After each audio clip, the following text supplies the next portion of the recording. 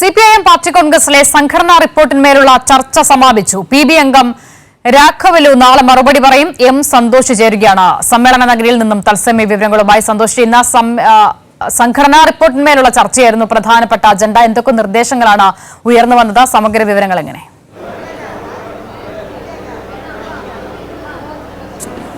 അസിത, ഇന്നത്തെ സമ്മേളന നടപടികൾ അവസാനിച്ചിരിക്കുകയാണ്. മുതിർന്ന PB അംഗം BV രാഘവലു അവതരിപ്പിച്ച സംഘടനാ റിപ്പോർട്ടിന്മേലുള്ള ചർച്ചയായിരുന്നു ഇന്ന് പ്രതിനിധി സമ്മേളനത്തിന്റെ ഭാഗമായി നടന്നത്.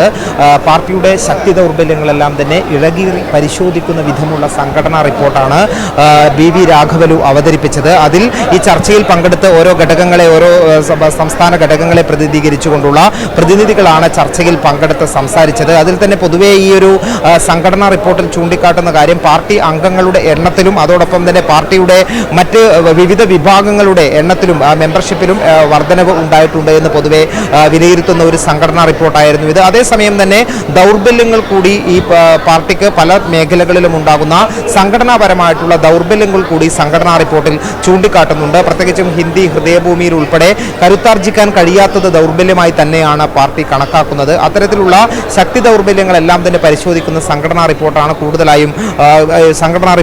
അവതരിപ്പിക്കപ്പെട്ടത്. ഈ ചർച്ചയിൽ ഉയർന്നു വന്ന പ്രധാനപ്പെട്ട കാര്യങ്ങളും അതുതന്നെയാണ്. പാർട്ടിയുടെ സ്വതന്ത്ര ശക്തി വർദ്ധിപ്പിച്ചുകൊണ്ട് അതോടൊപ്പം തന്നെ പാർട്ടി അംഗങ്ങളെ കൂടുതൽ രാഷ്ട്രീയവൽക്കരിച്ചുകൊണ്ട് തന്നെ മുന്നോട്ട് പോകണം എന്നുള്ള നിർദ്ദേശമാണ് പ്രതിനിധികൾ മുന്നോട്ട് വെച്ചിട്ടുള്ളത്. അതോടൊപ്പം തന്നെ ഈ സമരങ്ങളിലെല്ലാം തന്നെ വലിയ ജനപങ്കാളിത്തം ഉണ്ടാകുന്നുണ്ട്. കർഷക സമരങ്ങളിലും വിദ്യാർത്ഥി സമരങ്ങളിലും യുവജന സമരങ്ങളിലും എല്ലാം തന്നെ വലിയ പങ്കാളിത്തം ഉണ്ടാകുന്നുണ്ടെങ്കിലും അത് പൂർണ്ണമായും പാർട്ടി എന്നുള്ള നിലയിലേക്ക് എത്തുന്നില്ല. ആ ഒരു ശക്തി പാർട്ടിക്ക് ഉപയോഗപ്പെടുത്താനാകാത്ത വിധമുള്ള വിഷയങ്ങൾ നിലനിൽക്കുന്നുണ്ട് എന്നുള്ള അഭിപ്രായങ്ങൾ ഉയർന്നു വന്നിട്ടുണ്ട്. അത്തരത്തിൽ വിവിധമായിട്ടുള്ള വിഷയങ്ങൾ തന്നെയാണ് ഈ സംഘടനാ റിപ്പോർട്ടിൽ ചർച്ചയുടെ ഭാഗമായി ഉയർന്നു വന്നത്.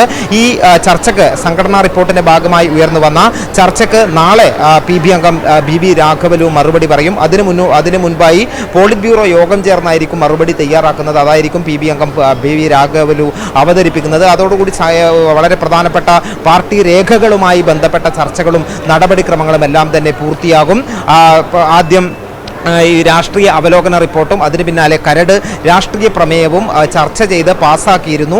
അതിനുശേഷമാണ് ഇപ്പോൾ സംഘടനാ റിപ്പോർട്ടിൻ്റെ ചർച്ച കൂടി പൂർത്തിയായിരിക്കുന്നത്. ആ രേഖ കൂടി അംഗീകരിച്ചു കഴിഞ്ഞാൽ അതുമായി ബന്ധപ്പെട്ട നടപടിക്രമങ്ങൾ പൂർത്തിയാകും. നാളെയുള്ള ഏറ്റവും പ്രധാനപ്പെട്ട അജണ്ട എന്ന് പറയുന്നത് പാർട്ടിയുടെ പുതിയ കേന്ദ്ര കമ്മിറ്റിയെയും അതോടൊപ്പം തന്നെ ഈ കേന്ദ്ര കമ്മിറ്റിയെ നയിക്കുന്ന പാർട്ടിയുടെ ജനറൽ സെക്രട്ടറിയെയും കണ്ടെത്തുക എന്നുള്ളതാണ്. ജനാധിപത്യപരമായ രീതിയിൽ തന്നെയുള്ള ഒരു ഏറ്റവും കൂടുതൽ ലോകത്ത് തന്നെ ഏറ്റവും മികച്ച ജനാധിപത്യ രീതിയിൽ അതിൻ്റെ താഴേക്കിടയിൽ മുതൽ ഏറ്റവും ഉയർന്ന തലം വരെയുള്ള കമ്മിറ്റികളെയും ഭാരവാഹികളെയും എല്ലാം തിരഞ്ഞെടുക്കുന്ന പാർട്ടിയാണ് CPM. അതുകൊണ്ട് തന്നെ ആരായിരിക്കും CPIM-നെ നയിക്കാനെത്തുന്ന ജനറൽ സെക്രട്ടറി എന്നുള്ളതിനെ സംബന്ധിച്ച് ആകാംക്ഷയുണ്ട്. അത് നമുക്ക് നാളെ അറിയാൻ കഴിയും. അതോടൊപ്പം തന്നെ പുതിയ കേന്ദ്ര കമ്മിറ്റി അംഗങ്ങൾ ആരൊക്കെയാണ് എന്നുള്ള കാര്യം അറിയേണ്ടതുണ്ട്.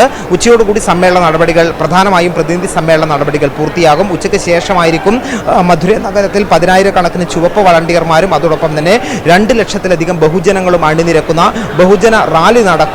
ആ വലിയ ഒരു ജനകീയ മുന്നേറ്റമായി തന്നെ ഈ റാലിയും മാറും എന്നുള്ള കാര്യത്തിലും സംശയമില്ല. അസിത. ശരി, M സന്തോഷാണ് വിവരങ്ങൾ നൽകിയത്. സംഘടനാ റിപ്പോർട്ടിന്മേലുള്ള ചർച്ച പൂർത്തിയായിരിക്കുന്നു. CPM പാർട്ടി കോൺഗ്രസിന് നാളെയാണ് സമാപനം.